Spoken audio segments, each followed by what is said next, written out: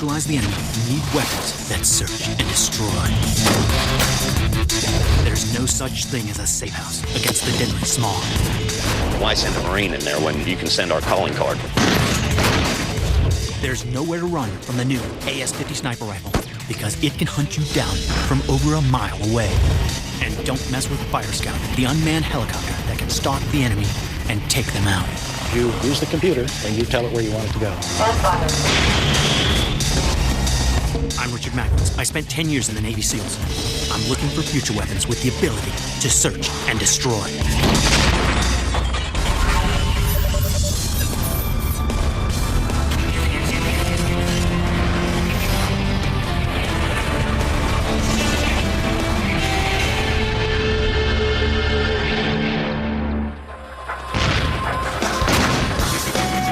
Urban warfare. Snipers and terrorists are occupying houses, turning them into forts from which to launch their devastating attacks on soldiers.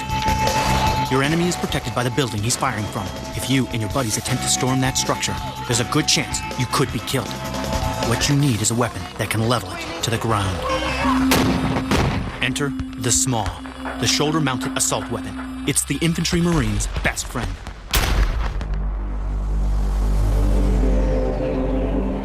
I've come to the Arizona desert, where the very latest version of SMAW is being tested. I want to find out more about this weapon and the rockets it's designed to deliver, and get the chance to try out the new generation of SMAW for myself. When the Marine Corps needs to take out bad guys in bunkers and fortified positions, they turn to the SMAW. It's versatile, lightweight, and absolutely lethal. Pat Willoff is a former U.S. Marine Corps master gunner. Never send a Marine where you could send this rocket, or send a soldier where you could send a rocket. Send him in first, and then we can clean up the scraps later. Absolutely. Sort it all out later. It can fire different rockets for different targets. It can take out bunkers, caves, buildings, even tanks. Nothing is safe from this awesome weapon.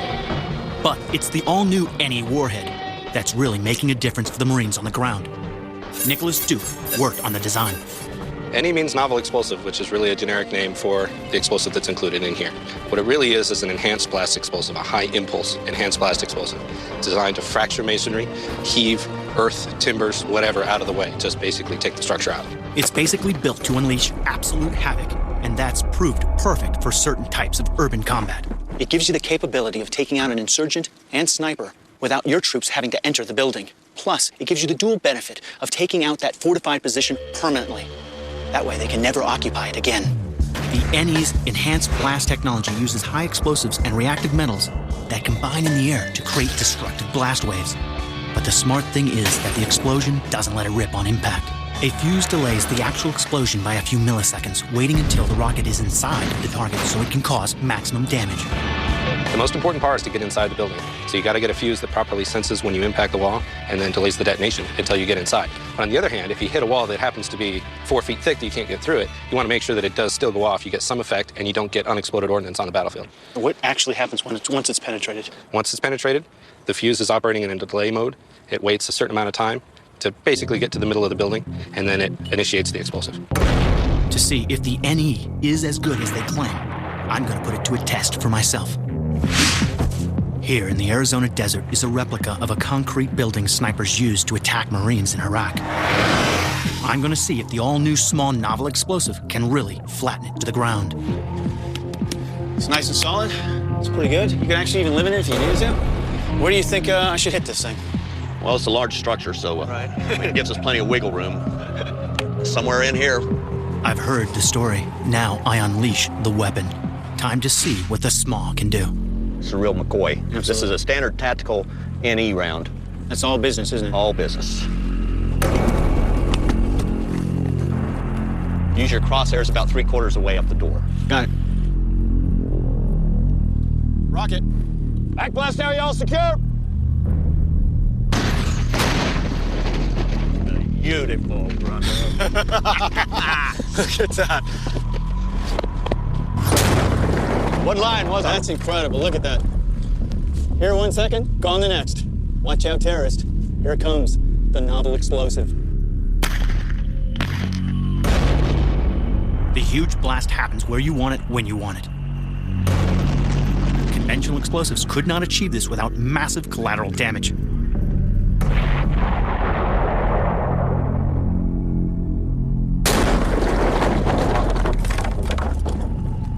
for an up-close view. Place. That was a pretty sturdy little building. Not exactly a bunker, but definitely a sturdy building that was there. And the beautiful thing about this is when you're looking around, honestly, you're looking at maybe what? 50 meters. 50 meters tops. I was saying 30. That whole explosion is contained within that 30 meters, and the blocks are basically just... See where the round went in? Yep. There's your entry. And This is basically the exit. so you can see it cleared through the concrete block just fine. Absolutely. Probably went all the way to the back of the building before it detonated. Right here, The look. fuse delayed just as it was designed. It literally blows the walls out just enough for the weight of the roof to collapse down on top, and then one would collapse on top of the other would collapse, and then boom, you would have the building down, and they wouldn't be able to use it again. You're a sniper as well. That's correct. Winning that war, the intimidation war, you need to have something that can overcome a sniper in that situation. I'll tell you, you want to intimidate him. You want them to be afraid. I want them to think twice before they pull that trigger. Absolutely. And I think this does it. The SMA is an incredible weapon already making a difference in the field. But it's about to get even better. Its designers are improving the launcher, using laser sights to make it quicker and simpler to use under fire. The brains behind SMA are also working on enhancing the rockets they fire, making them so smart that the enemy can't see you. When people are trying to kill you, you don't want to give them a chance to spot where you are. One big giveaway is the rocket's flare when it's fired, and the solution is to get rid of any backblast. This is the next generation. What you'll see if you fire a small round, or what you see on TV, is the small round has a large plume out of the back of the weapon, and it has backblast. That lights up the sky, that does give away your position. What this round does is it confines the confined space. So now I'm in a mount environment, I'm in a confined space, I can fire this round with a counter mass coming out the back, and I'm virtually invisible. The new SMA, a 21st century weapon that can search and destroy with deadly accuracy.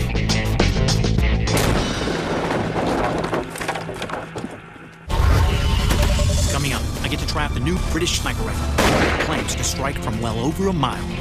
And I get an exclusive look at a new unmanned attack helicopter that can unleash destruction all by itself.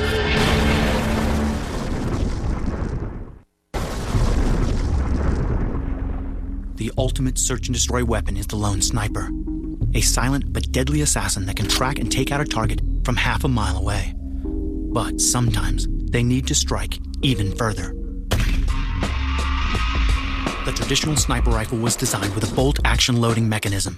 Even though it gives just a single shot, a bolt-action rifle is deadly accurate. As soon as you go automatic, you start to lose some of that accuracy. But I've just heard of a brand new semi-automatic sniper rifle claiming to be almost as accurate as any existing bolt-action rifle. It's called the AS-50, and it's being developed by the British for the US Special Operations Command. To see if the AS-50 lives up to the hype, I've made the trip across the pond. The company behind the AS-50 is Accuracy International. As gun makers go, they're pretty new to the semi-automatic game, yet they've been asked to deliver a world-class weapon. Special operations snipers demand a rifle that can engage multiple targets from varying distances using rapid fire. That means it's got to be a semi-automatic, and yet it's also got to be almost as accurate as a bolt-action rifle. From 100 yards away, a bolt-action rifle can hit a target within 1 inch. From the same distance, the AS-50 has to be able to hit a target within 1.5 inches. The goal is to maintain a 30-inch group at 2,000 yards away. And that's extremely impressive for any rifle. Tom Irwin is company director at Accuracy International. My experience being in SEAL team is we like to be really hands-on with the product. We like to know every element of this product, and you give the SEAL team that That's what we've access. done. We've worked very closely in order to come up with a product that was going to meet their specific requirements. It had to withstand all of the environmental conditions, so materials have been chosen to withstand that, and where they couldn't withstand that, then coatings had to be chosen that were going to withstand that. The rifle also had to be light, so major parts of it are made from titanium. The result? It weighs just 27 pounds. It also had to be low maintenance, so we've achieved all the objectives that were set for us. The AS-50 sounds too good to be true. Tall tales are great, but I've got to see the facts for myself. This rifle is going through its final test, and I've been granted access to join them at Britain's famous military training grounds on Salisbury Plain. Morning, gentlemen. Morning. How you doing? Are you with us? Mac, Richard Mack. One of the founders and director of Accuracy International is Dave Walls. He's heading the AS50 design team. So this is it? This is it. Oh, I can't wait. Thank you guys so much for letting me do this today. I'm going to put the AS50 through its paces with another special operations shooter. This is all part of the weapons field trials, so if it fails, it's back to the drawing board. It's important to remember that the AS-50 is a military weapon designed to do a military job.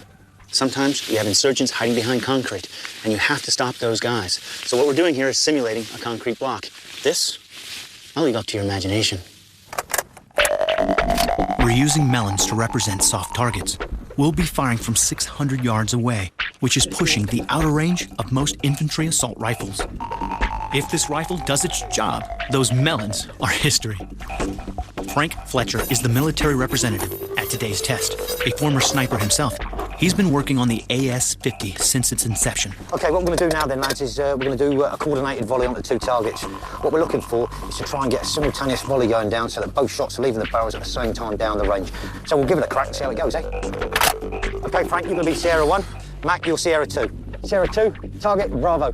Sierra 2, target Bravo. All stations, I have control.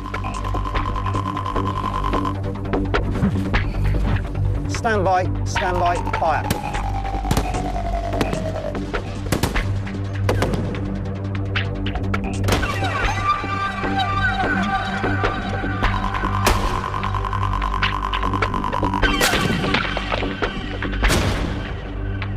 I don't mess around when I shoot. I don't know if you know that about me.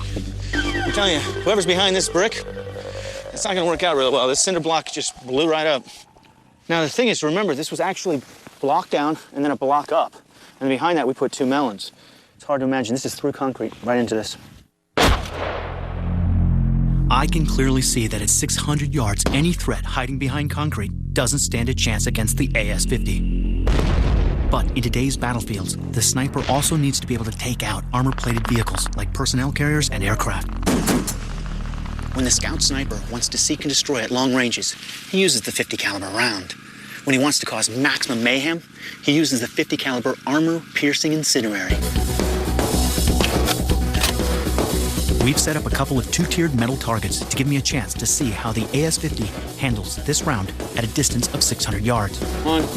Stand by, stand by.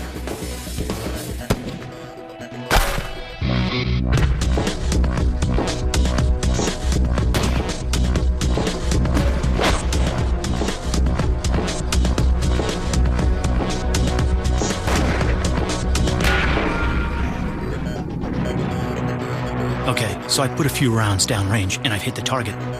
Let's get up close and see the penetrating power of this round. Look at that. Yeah, it's incredible right there. So both rounds, 2 rounds. One comes through here and clears, the other comes right through here and clears. That's a round that's going through this steel and then through another piece of that steel and still maintaining its kinetic energy. Yeah. Anything inside there, Yeah, it's got some power beyond that. it's in trouble. Oh, yeah. The incredible armor-piercing incendiary round passes through steel like it's not even there. Armor-piercing incendiary. You don't want to be on the other side of this, I'll tell you that. Still to come, can the awesome AS-50 sniper rifle really maintain accuracy at well over a mile? And I drive the incredible Aardvark, a minesweeper that eats landmines for breakfast.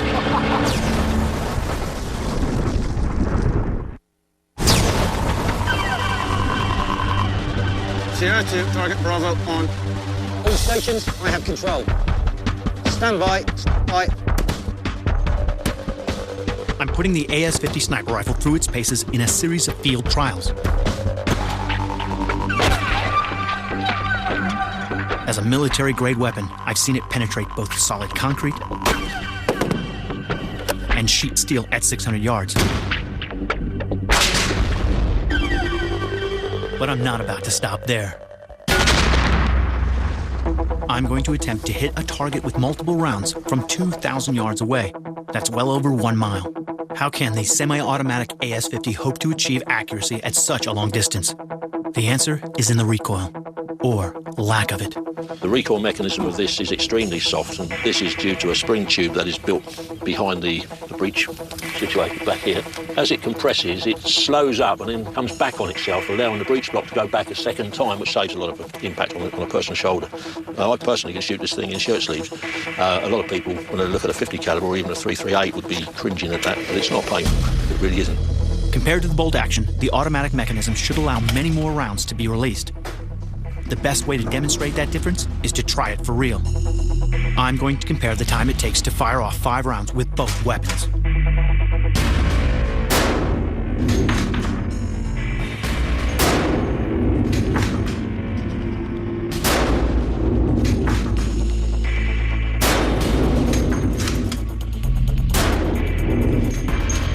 In a combat situation, it's absolutely vital to get those rounds down range. And that's about as fast as I can go with a bolt-action rifle and be accurate. Time to see the AS-50.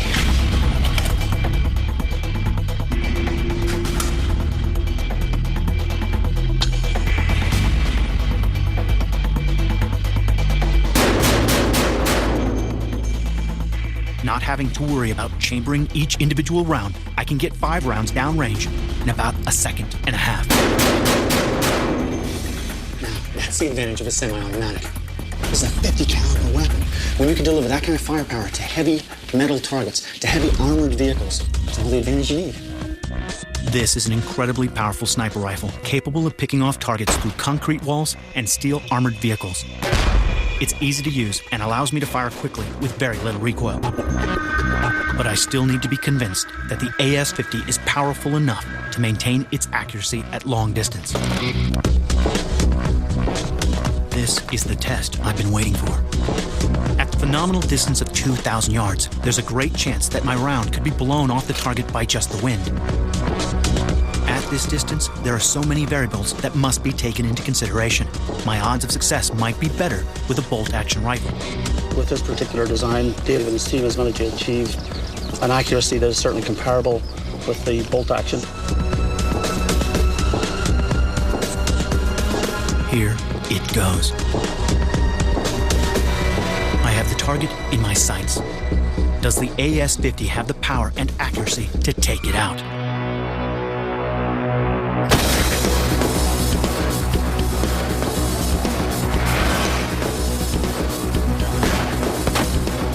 Incredible. 1 shot, 1 kill, and 4 follow-ups if I need them. In a real-life situation, I would remain undetected and my sniper mission would be accomplished. And I'll tell you, this is a blast to shoot. It's amazing. It shoots 5 rounds downrange, faster than I've ever seen anything fire, and it's accurate. It makes a big difference on the battlefield. I have to say that based on what I've seen, the AS-50 does live up to its promise. It's everything you need from a sniper system, a weapon with a long reach that destroys its target. Perfect. Coming up, the helicopter that flies attack missions by itself. And the very latest in the fight against landmines.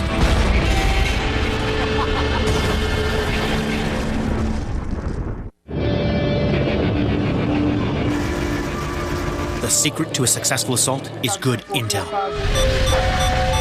Knowledge of your adversary's strengths, details about the battlefield, and awareness of potential obstacles can mean the difference between victory and annihilation. To get great intelligence, you need to get your eyes on the target. But for the operator who has to execute that mission, it's risky. It takes time and a whole lot of skill. Although they're packed with technology, high-altitude spy planes have their limitations. They need runways to launch from. Without runways, they cannot get into the air and provide the critical tactical information that battlefield commanders want. When you are in combat, you need it right there and then, and you can't wait to call something in for you. And sending soldiers on scouting missions is life-threatening. What's needed is a new kind of future weapon, one that minimizes the risk for the operator in the field. Maybe an unmanned aerial vehicle that can launch from any place and gives you immediate, high-quality, operator-friendly intel. And I think I found the answer at Pax River Naval Air Station, home to the latest unmanned aerial vehicle, or UAV, the MQ-8B otherwise known as the Fire Scout. Fire Scout was designed and developed to provide a tactical eye in the sky for the U.S. Navy and Marine Corps. It can also pack on enough firepower to support the troops in the heat of battle. The Navy is no stranger to spies in the sky, but the Fire Scout is different because it was designed to take off from anywhere on short notice and can carry crucial new technology. The Fire Scout's going to be the first UAV to enter the Navy fleet in a fully autonomous mode operated from ships. Commander Rob Murphy of the U.S. Navy has been working on the Fire Scout program for the last 2 years. Having a Navy UAV that can fly on its own is a major breakthrough. When I say autonomous, it isn't autonomous in the sense that people like to believe it is, like a remote-controlled helicopter.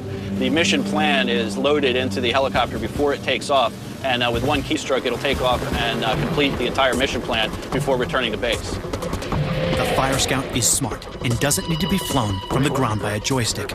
No longer is a pilot required with a large ground support team. Once it's programmed with its mission, just push the button and this UAV flies completely by itself. The joysticks that you see here are not for the air vehicle. They are for the mission payload, which is attached to the air vehicle. Basically, the keyboard and this mouse and these two screens are how we operate the vehicle. Savio, roger, DC verify and FE verify ready for launch. FE ready for launch. We launch the vehicle on the route, and it basically autonomously takes off and autonomously flies the entire route as programmed, and then comes home and lands on its own.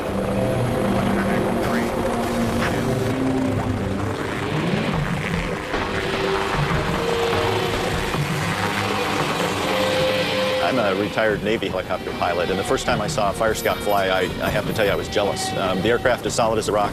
The computer system will fly the aircraft exactly where it is programmed to go. And it can land practically anywhere, including on any ship with a flight deck.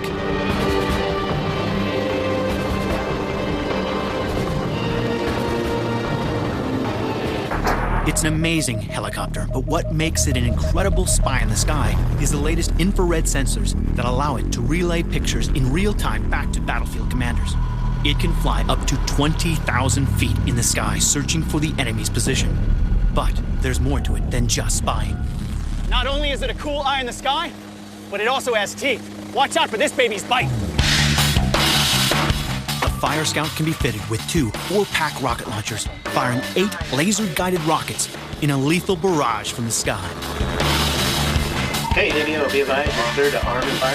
Clear to arm and fire. Clear to arm and fire. And fire.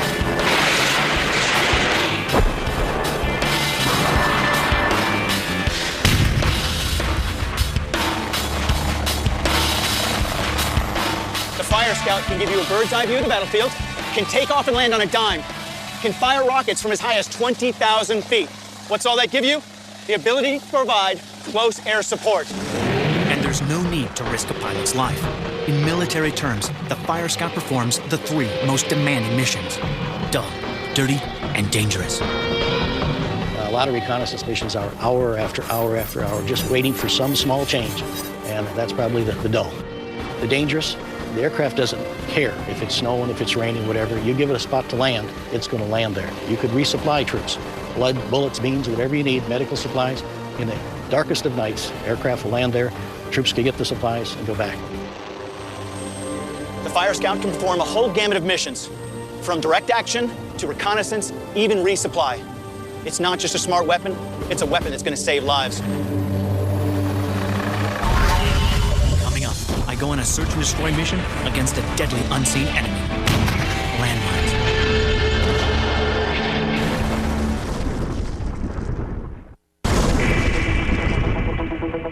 Tanks and howitzers are the self-styled kings of battle.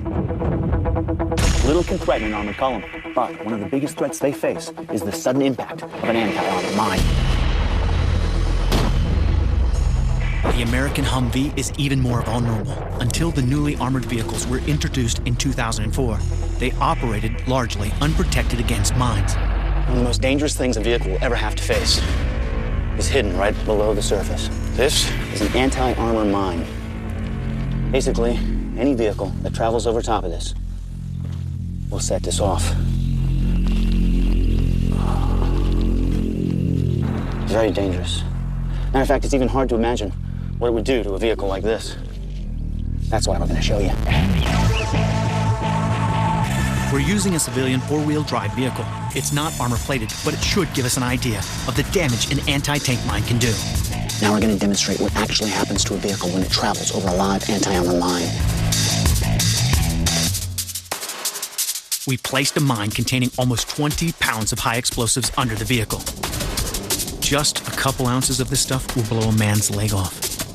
This is a dangerous test, so we need to get to a safe distance. Clear the ridge!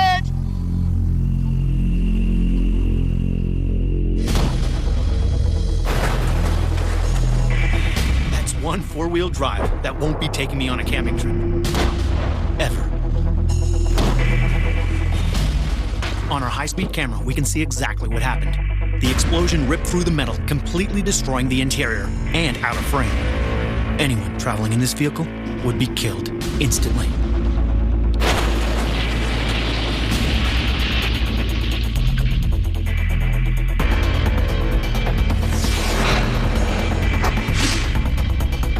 We had a mannequin in the car. There's nothing left. Well, except this and this. Oh, passenger seats kicked up, driver seats kicked up, speedometer. The whole bottom of the car is gone. These mines are designed to take out tanks and howitzers. Against a vehicle like this and Humvees, they don't stand a chance. In my quest to find weapons that search and destroy, I've heard about a revolutionary new device that gives anti-armor mines a taste of their own medicine. It's been developed in Britain, and it's called the Vulcan. The inventor of the Vulcan is Maverick explosives expert Dr. Sidney Alford. This guy has created dozens of unique explosive weapon systems for special forces units across the globe. There's so much still to be discovered or observed about explosives. The pocket-sized Vulcan looks innocent enough, but this small cone-shaped device can neutralize landmines and unexploded bombs. It is used once a minesweeper has detected an explosive device. Then it wipes it out. Well, I was first introduced to Vulcan by Dr. Alford.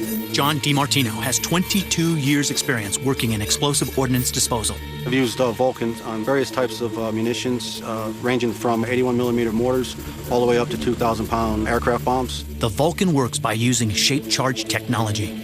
Shape charges are normally used by anti-tank missiles because they can punch straight through thick armor.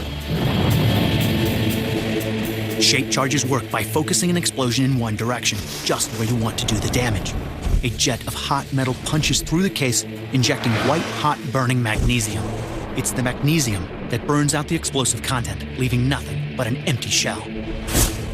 Seeing is believing, so we've set up a test to see for myself the Vulcan's incredible ability to penetrate steel. What we've got here is steel plate. It's about 3/8 of an inch thick. We're going to put about 3/4 of an ounce of plastic explosive on top to see what happens. A true explosives master, Dr. Alford shows me how to prep the Vulcan from the back of his vehicle. Preparation is straightforward and needs only a flat, non-metal surface to construct the device. The thing to do is to ram that in there hard so that when you inspect it, there are no cavities underneath. We're using high explosive, Gently does it. There we are, 20 grams. Look at that. which we pack tightly into the container. The Vulcan components are made from plastic instead of metal, which means there's very little risk of deadly shrapnel on explosion. And finally, the all-important magnesium cone. Make sure it goes in nice and flat. Now we'll take this and push this all the way in. And there it is. It may look like a harmless piece of plastic, but it will clear out the mines from your path and allow your buddies to advance. All right, now we're going to find out if Doc Vulcan actually does the job it's supposed to do. We're going to go set this thing off. The thickness of the metal plates is the same as that of an artillery shell. If the Vulcan works, it should bore a neat hole straight through it.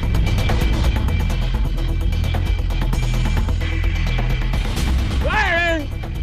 3, 2, 1! I love explosives. Yes, there we are. Very sharp, clean hole. Look at that. There's a small hole. Very focused. All that energy went right where you wanted it to go. It worked, and because the Vulcan's components are made out of plastic, the flying fragments are relatively harmless. If we look diligently around here, we'll probably find bits of plastic. Absolutely. One of which at least will be round. That's it, the very bit. Yep. metal plates are one thing, but the Vulcan's real job is to take out anti-armor mines and unexploded bombs once they have been detected. I want to see exactly how it works on an actual explosive device. We're packing 20 pounds of explosives into an empty shell. That's the same amount we used to blow up the vehicle earlier. If the shell explodes, the results would be devastating. Let's see if the Vulcan does its job. What we want to see is the magnesium penetrate through, burn up that plastic explosive as it would do to a real round. Yeah. Let's blow this thing up. For a test as dangerous as this, you can never take too many precautions. That's why we're moving well away from the blast area. 3, 2, 1. There's no big bang. So far, so good. The jet of hot magnesium penetrates the shell and burns out the high explosives without detonation. So it did exactly what you wanted it to do. Yes, indeed. Got shot off a little bit though, huh? That's the hole. Perfect hole, look at that. Yeah, That's perfect. All of the explosive inside is gone. This may not seem like much, but I'm gonna tell you, this is exactly what the Vulcan is supposed to do. In the fight against anti-tank mines, there'll be a lot less of this. Coming up, I get behind the wheel of a primeval monster that chews up landmines.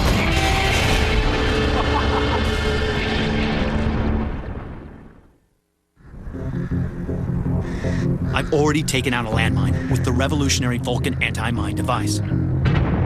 It's great for one-on-one, but if you've got a battalion behind you itching to advance, you need to clear out a large area fast. What's needed is a weapon that can tear it up. Hello, Matt.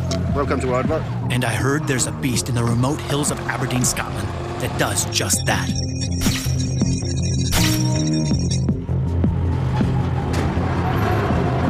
It's a mean machine that can take out landmines and unexploded ordnance by thrashing them to death.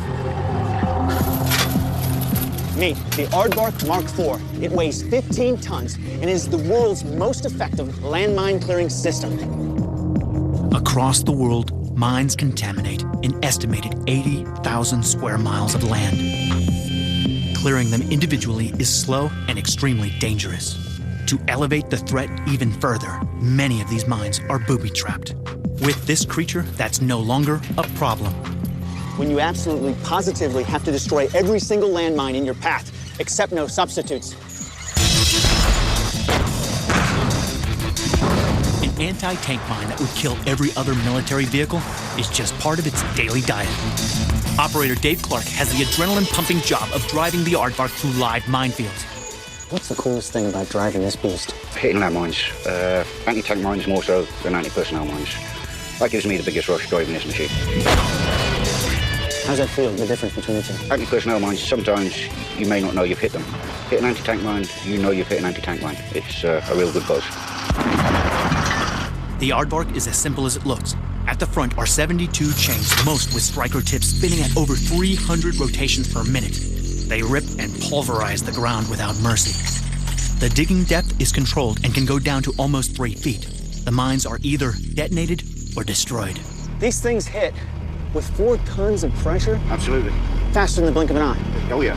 Even the smallest anti-personnel mine is not going to get past our chains. It looks like a lot of fun, and I want to take it for a spin. Most people try to avoid landmines. I've seen what they can do to a car. Let's see what they do to this. Listen to it hum. That's awesome. The controls aren't complicated. We've got gears, a steering wheel, and flail controls. All pretty straightforward. And it's easy to handle. The Aardvark can deal with steep gradients and can be used on any terrain. It can clear up to 2,400 square yards per hour, which is about 4 football fields a day. It's even been used to clear the way through forest, reducing everything in its path to mulch. To test the power of this beast, I planted an anti-tank mine in this field, and I'm gonna drive right over it. I've been promised that no one in the Aardvark has ever been hurt going over a mine. But there's always a first time. The cab is fully protected with 2-inch armor glass windows, and the floor has double-plated armored skin. Armored or not, it's still important to remember I'm about to drive over a mine that takes out tanks.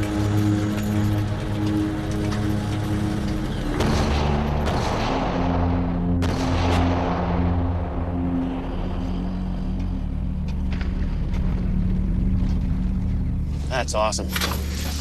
That's incredible. Perfectly safe. Here I am. The aardvark clawed deep into the ground until it found its meal. The mine exploded, and the aardvark took the full force of the blast without even blinking.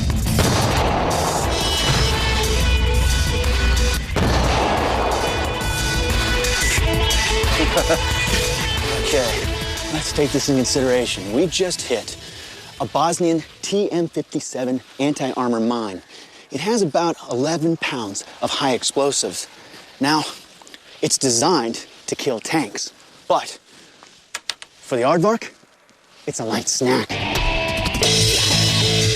The Aardvark Mark IV, built to go where even angels feared to tread.